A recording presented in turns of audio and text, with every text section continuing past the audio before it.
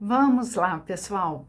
Os sistemas humanos possuem algumas características.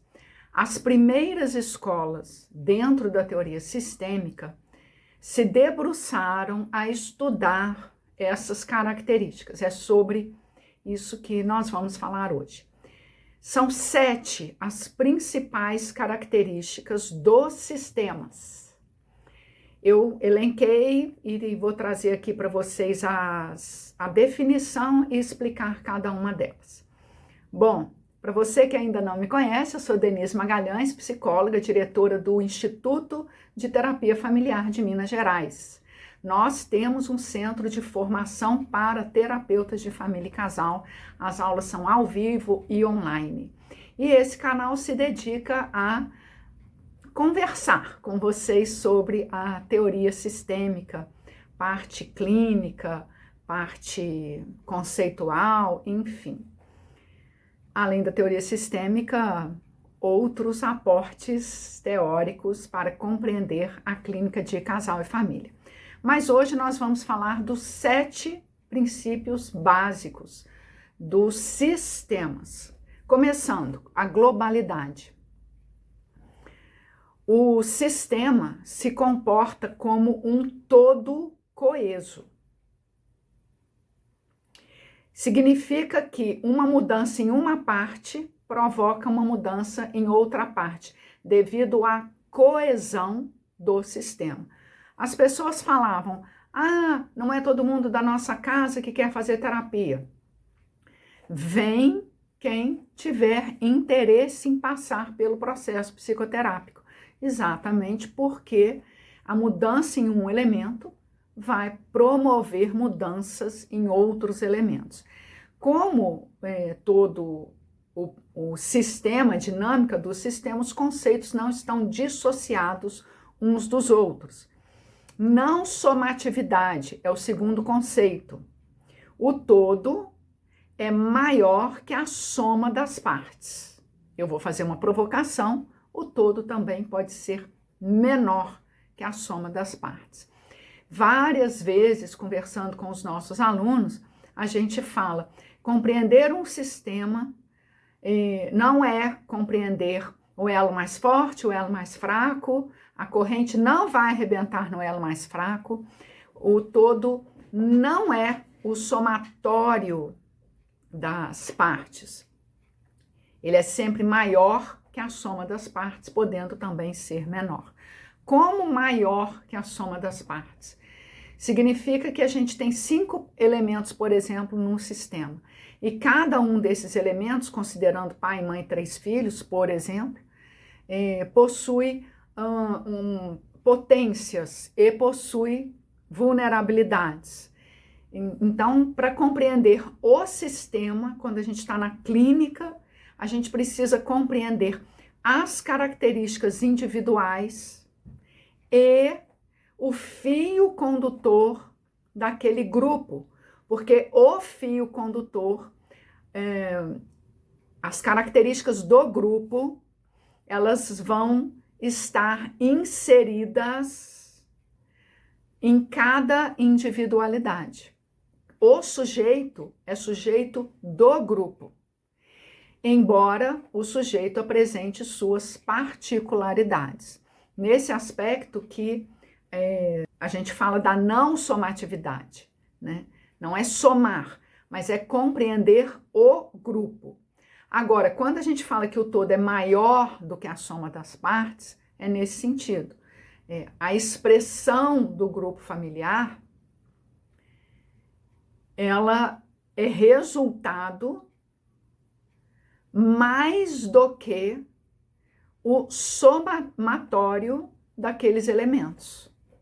O grupo tem uma potência, mas o grupo pode ser resultado menor do que a soma das partes. Isso é uma provocação, no sentido de que grupos, por exemplo, autoritários,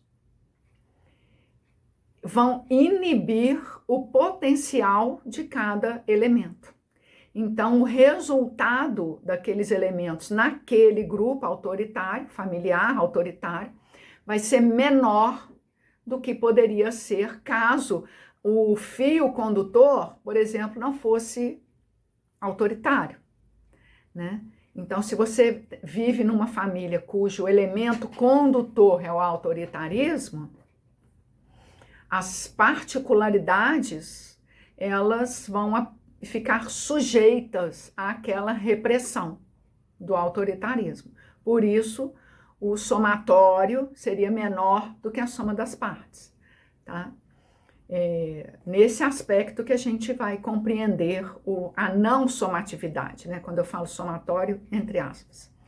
Bom, a gente está num vídeo curto, eu estou apresentando os conceitos de forma sintética. Outro conceito, homeostase. É a autorregulação do sistema, que entra em operação, esta autorregulação, a partir de um desvio ou input. Por exemplo, você tem essa mesma família e um dos filhos vira pai. Então, ele vai fazer os pais desse filho virarem avós. Isso é um desvio ou input. É uma informação nova que entra dentro do sistema de 5, né, a princípio.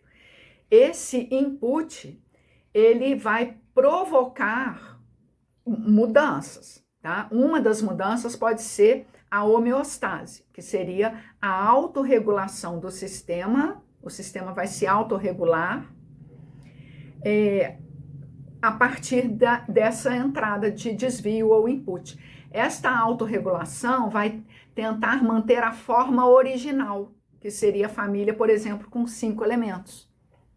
Um exemplo bem grosseiro que eu estou falando. Como? Por diversas formas, não entra aqui em questão. É para vocês entenderem o raciocínio clínico, tá? Morfogênese é o oposto da homeostase. É a mudança na organização do sistema a partir do mesmo desvio ou input, só para a gente seguir uma linha de raciocínio. Então, nessa família de 5, quando um dos elementos vira pai, ele traz um desvio ou input e o sistema se reorganiza pela mudança da forma. Poderia ser, por exemplo, aceitando a entrada daquele novo elemento, tá? Aí a gente vai ver agora o conceito de feedback. No conceito de feedback, o conceito, na verdade, é como se a gente desse um zoom sobre o conceito de morfogênese e homeostase. Olha só, feedback é a direção da informação. Eu não falei que existem inputs ou desvios que entram no sistema? Sempre, tá, gente?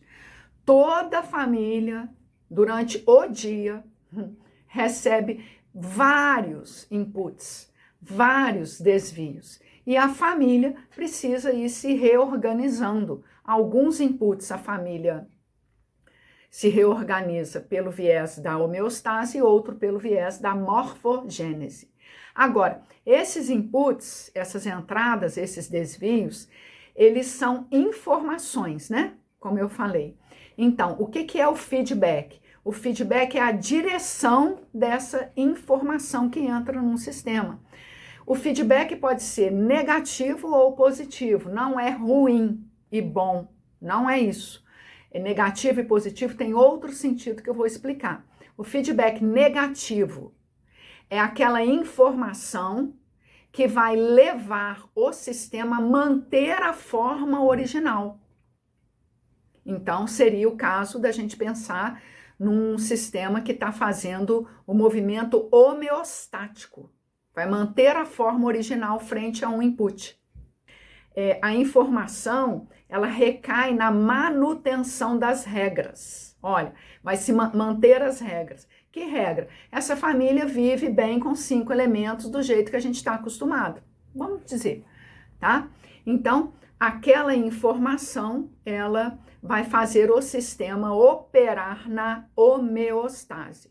Feedback positivo é o feedback que vai mudar a forma do sistema. Então, a informação entra num grupo, operando, caindo na mudança das regras de um determinado grupo. Então, o sistema vai operar na morfogênese, mudança da forma. Lembrando do exemplo que eu estou trazendo de forma grosseira e didática, como a entrada do sexto elemento nessa família, que seria o suposto neto, tá? Pode ser qualquer input. Eu estou só aqui num vídeo curtinho, tentando trazer exemplos. Bom, circularidade. Circularidade é a característica da interdependência nos grupos, né? Quer dizer, toda relação, ela é bilateral. A gente ouve com muita frequência as pessoas falarem assim: ah, aquela relação adoeceu fulano de tal. Não, não foi a relação que adoeceu fulano de tal. Fulano de tal tinha elementos já que disponibilizaram aquela própria pessoa ao adoecimento frente a uma relação que também é doentia. Então, o meio de campo, que é a relação, é que diz respeito ao fenômeno circular. Toda relação ela tem uma bilateralidade, ou seja, uma interdependência, tá? Não está correto a gente falar que a relação adoece a pessoa. A pessoa adoece nas relações, que por sua vez já carregam um nível de toxicidade. Bom, e como último elemento a gente vai falar da equifinalidade.